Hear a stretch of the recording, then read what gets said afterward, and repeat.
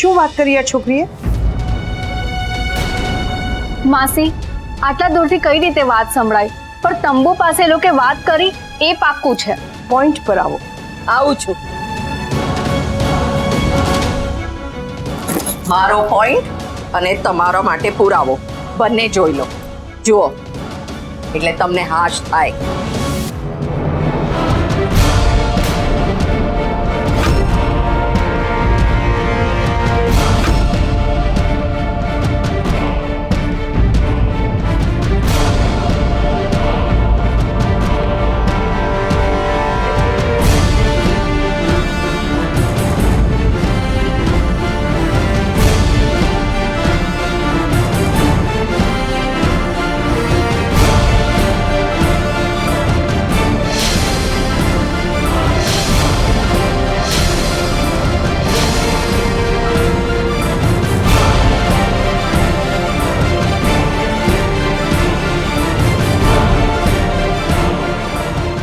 જોયું?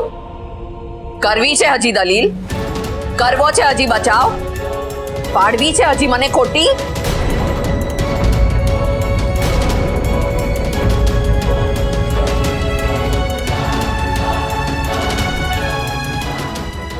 આટલો મોટો વિશ્વાસઘાત મારી આંખ સામે કાવતરું રમી ગઈ. મન તો થાય છે કે તમે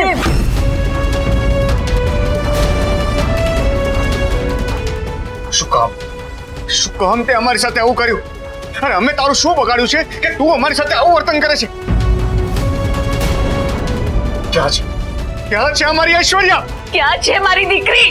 પ્લીઝ કે રે, ક્યાં છે?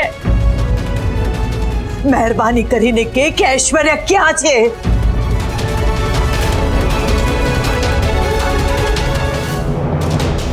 હવે એક પણ સેકન્ડ વેડફતી નહીં, બધું જ સાચે સાચું કહી. શું કહું? મને સાચે જ નથી ખબર. ઐશ્વર્યા ક્યાં છે મને નથી ખબર. મને તો એ પણ નથી ખબર કે મારા ટેન્ટ પાસે કોણ આવીને ઊભું છે.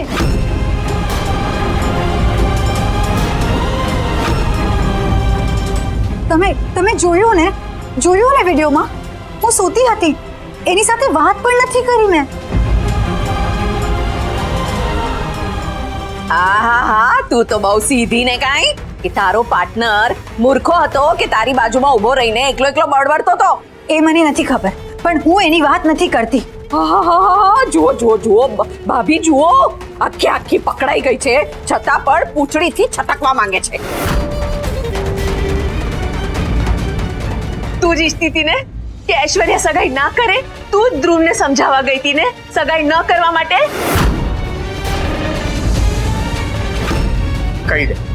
કહી દે સાચે સાચું કે ઐશ્વર્યા ક્યાં છે?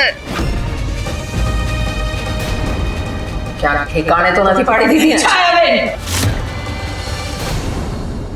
બોલતા ન આવડતું હોય તો મોઢું બંધ રાખો.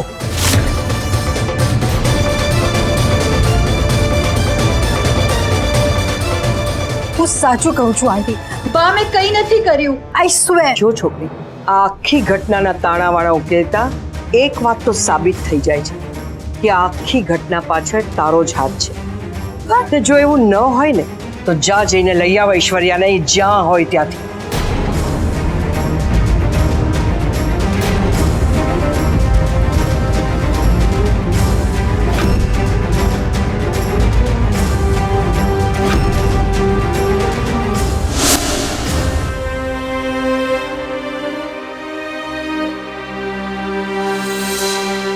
ઐશ્વર્યા, આ છે મારી કઝિન ઐશ્વર્યા.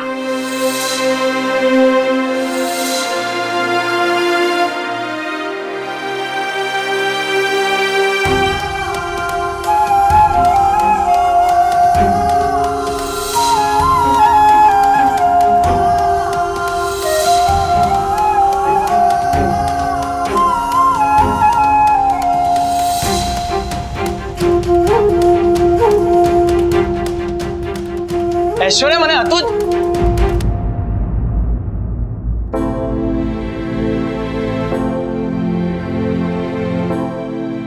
ચિંતા કરમાં દીકરા, ઐશ્વર્યા આવી જશે. પણ ક્યારે પપ્પા, ક્યારે? તમને ખબર છે બધી વાત સૌથી પહેલા મને કરતી. પહેલી વાર મને કીધા વગર જતી રહી. છાનો થા દીકરા. અને જો એ આવે ને તારે જેટલું ઝઘડવું હોય ને ઝઘડી લેજે. નથી ઝઘડવું મારે એની જોડે. બસ એકવાર એ પાછી આવી જાય. આવી જશે. તને એક વાત કહું, એ સૌથી પહેલા ફોન તને જ કરશે.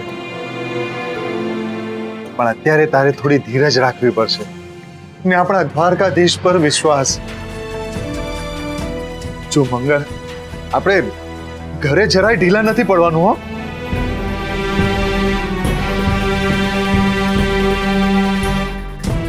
પણ પપ્પા, આપણે ઘરે બધાને કહીશું શું?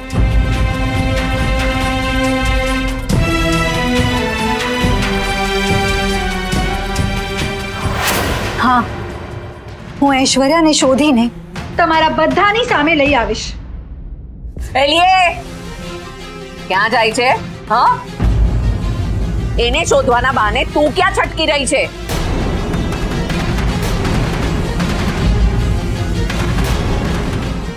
અહીંયા ઊભી રહીને ઐશ્વર્યાને પાછી નહીં લાવી શકું ને. આંટી, ઐશ્વર્યાને પાછા લાવવાની સાથે મારે એ પણ જાણવું છે, પેલો બ્લેન્કેટ વાળો માણસ કોણ હતો?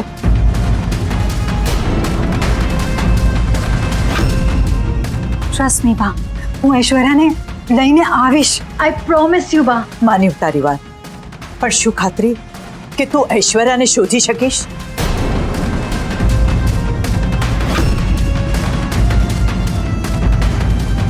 જવાબ આપ.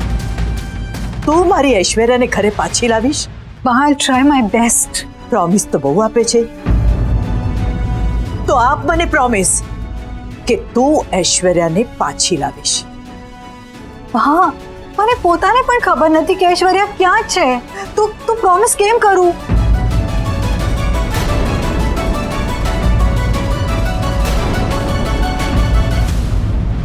જો જુઓ ભાભી, હજી પણ છટકબારીમાંથી છટકી રહી છે. અત્યારે તો એટલું જ કહું કે તમે બધા પ્રે કરો કે ઐશ્વર્યા જ્યાં હોય સેફ હોય. એટલે તું કહેવા શું માંગે છે? એણે આડું આવડું પગલું માર્યું હશે એમ?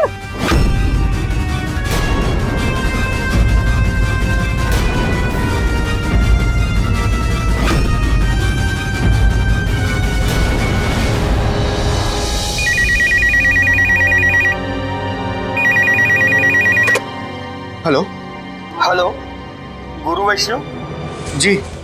રામબાગ પોલીસ ચોકીમાંથી વાત કરું છું. હમણાં અમને એક ડેડ બોડી મળી છે. ડેડ બોડી પાસેથી મળેલા પર્સમાં કોલેજનું આઈડી કાર્ડ છે, જેના પરથી અમને લાગે છે કે આ ડેડ બોડી તમારી દીકરી ઐશ્વર્યા વૈષ્ણવની હશે.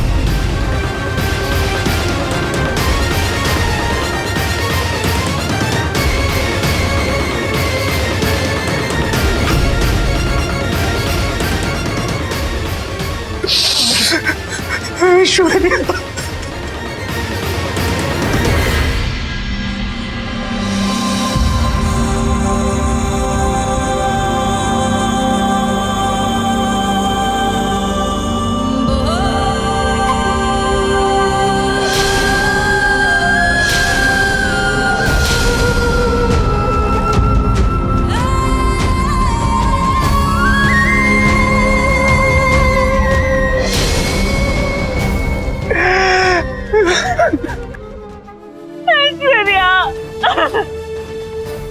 હું તારી બધી વાત માની, તું જેમ કહે ને એમ કરીશું.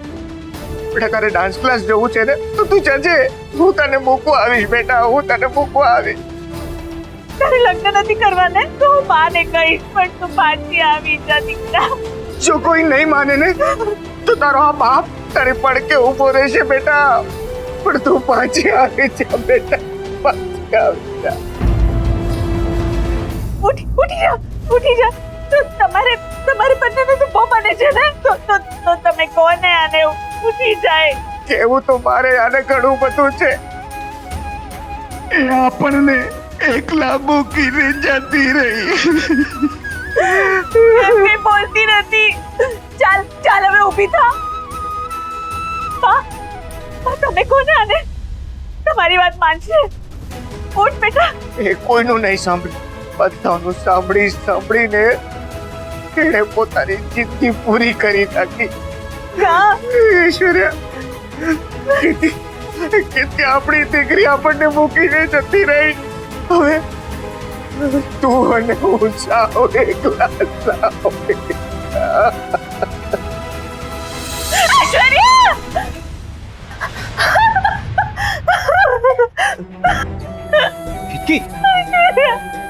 કેટલી શું થયું કેટલી? આમ મારી સામે જો કેટલી. એ આપણને મૂકીને કાયમ માટે ચાલી ગઈ. નહીં આપણી ઐશ્વર્યાને કઈ નહીં થાય. હા, તું ચિંતા નહીં કરતી. ઐશ્વર્યા પાછી આવી જશે. હા, મેં જોયું કે એ આપણને મૂકીને કાયમ માટે. નહીં એવા વિચારો મનમાં નહીં લાવવાના. હા, અરે આપણી ઐશ્વર્યા છે ને પાછી આવી જશે. હા, પાછી આવી જશે. લે તું પાણી પી. હું કામ ના વિચારું? સવારથી એનો કોઈ પતો નથી. અને તમને તો ખબર છે ને કે આપણી ઐશ્વર્યા એવી નથી. ભલે બધા એવું કહેતા હોય કે એ ભાગી ગઈ, પણ એ ભાગી નથી ગઈ. એ જરૂર કોઈ મુશ્કેલીમાં હશે. મને ખબર છે આપણી ઐશ્વર્યા ડરીને ભાગી જાય એમાંની નથી. અરે એ તો હિંમતથી દરેક પરિસ્થિતિનો સામનો કરે એમાંની છે. તું જો ને એક પગ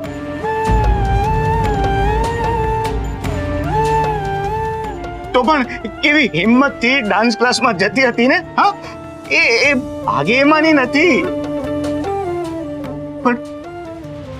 પણ હકીકત તો એ છે કે ઐશ્વર્યા આ ઘરમાં નથી. ક્યાંયથી પણ એના કોઈ સમાચાર નથી. અરે મૂંઝાણ તો મને એ વાતનો છે કે ગઈકાલે તો મેં એની સાથે સગાઈ વિશે વાત કરી અને એણે હસતા મોઢે મને હા પાડી. તો પછી એણે આવું પગલું કેમ ભર્યું હશે? અરે એણે મોઢા મોઢ મને કહી દીધું હોત તો હું એના નિર્ણયમાં એને સાથ આપત ને. પણ એ છોકરી ખોટું બોલી અને એણે આવું પગલું ભર્યું. અને હું ગાંડી મારી નજરે એને દુનિયા જોવાનું શીખવતી રહી. ક્યાં આપણે મા બાપની ફરજ ચૂક્યા? તમે ઢીલા નહીં પડો. શું કામ ના પડો? જુવાન જોત દીકરી કયા કીધા વગર ઘર છોડીને જતી રહે. એનો અર્થ સમજાય છે તને? એ છોકરી મન ખોલીને આપણી સાથે વાત નહોતી કરી શકતી. અરે કઈ પણ મુશ્કેલી હોત તો આપણે એને કહે કે બેટા તું ચિંતા નહીં કર, અમે તારી પડખે ઊભા છીએ. તમે હમણાં મને હિંમત આપી રહ્યા હતા અને હવે તમે જ તૂટી ગયા. ધીરજ ખૂટે એ પહેલા ઐશ્વર્યા ઘરે આવી જાય એટલે બસ.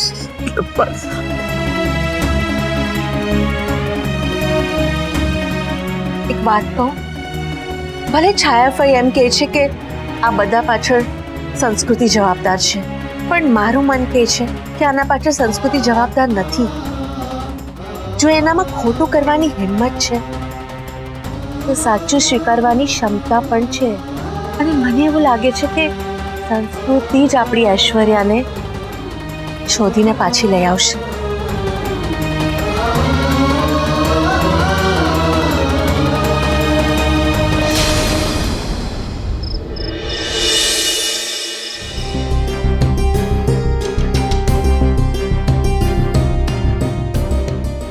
કહ્યું હતું ને કે ઐશ્વર્યા સગાઈ નહીં કરે. થયું ને એવું જ. બકા ત્યાં અત્યારે શું બન્યું છે એ નહીં, હવે શું બનવાનું છે એ છે. તારા જીવનમાં જ આ મહેતા કુટુંબની વહુ બનીને રહેશે. તારે એટલું યાદ રાખવાનું કે તારે સહેજે એ છોકરીને ખબર નહીં પડવા દેવાની કે તું હેરાન થયો છે, દુઃખી થયો છે, તને ખરાબ લાગ્યું છે કે જે નહીં. રશ્મિ તારે એ છોકરીને જે લાગવા નહીં દેવાનું કે એના સાસરે પિયર યાદ આવે જ નહીં, ભૂલી જાય. શું તમે પણ સગાઈના ઠેકાણા નથી અને શું લગ્નની વાત કરો છો? હું એમ પૂછું કે તમે બંને માં દીકરો નેગેટિવ જ વિચાર્યા કરશો ને માણસ કઈ સારું કરવા જતો હોય વિચારતો એને ટોક્યા કરવાનો બસ આ જ આવડે છે ને હવે જે કઈ બન્યું છે એના છાજિયા લેવા હોય તો કો મને.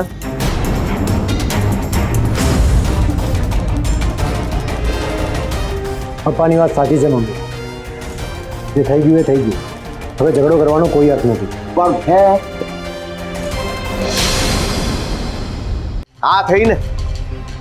આ થઈને નુકસાનમાંથી નફો કરનાર પ્રફુલ્લના દીકરા જેવી વાત. વાહ બેટા, તારે હવે એટલું કરવાનું છે. આ વૈષ્ણવ પરિવારની પરીક્ષા લેવાની. પરીક્ષા? પરીક્ષા. આપણી જગ્યાએ બીજું કોઈ પણ હોત ને આવી પરિસ્થિતિમાં સગાઈ તોડી ને જતા રહ્યો ના, પણ નહીં. ત્યાં આપણે ડેરો જમાઈને અહીં જ રહીશું આ જ ગામમાં અને આપણો હાથ ઉપર રાખી બેટા, હાથ ઉપર રાખીને આપણે એવો ખેલ પાડીશું ને, ખેલ કેવો ખેલ? ધ્યાનથી સાંભળ.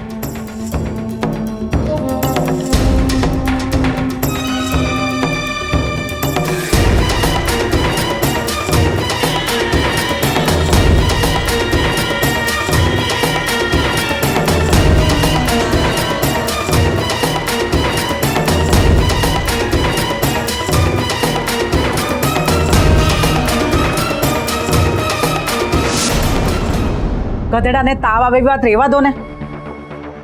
બા નહીં માને. અલ્યા બા શું, એ બાનો બાપે માન, કારણ કે અત્યારે એની દીકરી જડતી નથી. એટલે આ સિચ્યુએશનમાં બા વધારે પીંજણ પૂછપરછ કર્યા વગર બધું કરી દેશે અને આપણું કામ થઈ જશે. તમારે બંને હવે મારી એક વાત બરાબર સાંભળવાની ને હું કહું એમ જ આગળ કરવા.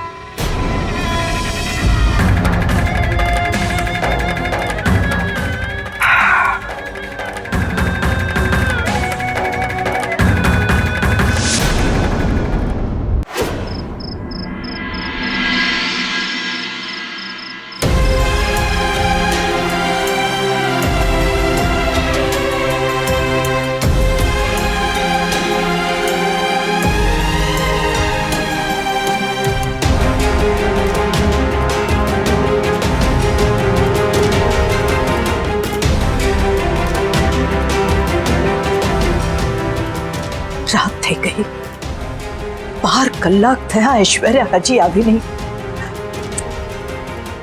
ક્યાં ગઈ હશે?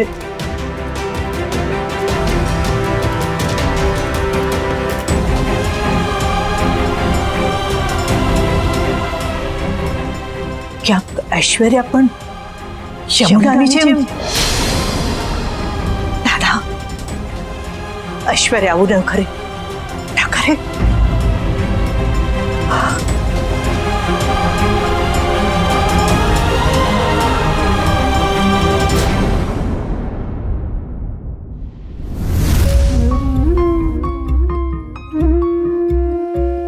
દીકરી ઘરમાંથી ગાયબ હોય ત્યારે મા બાપની શી હાલત થાય એનો વિચાર માત્ર ધ્રુજાવી દેવો છે, નહીં?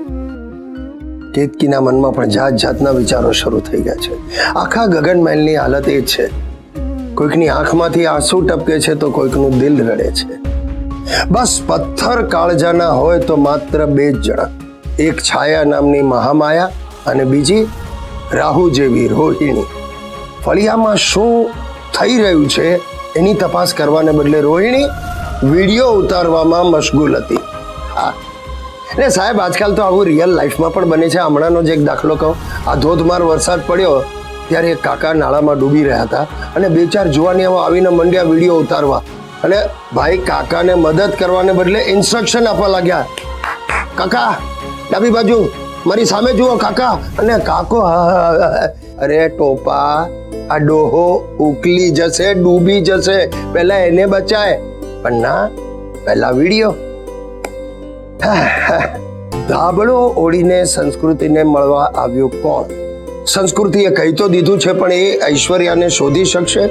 બા હવે શું કરશે? સવાલો ઘણા ઘણા છે, પણ જવાબ માત્ર એક જ છે. આવતીકાલનો એપિસોડ સાથે મળીને જોઈશું. જય દ્વારકાધીશ.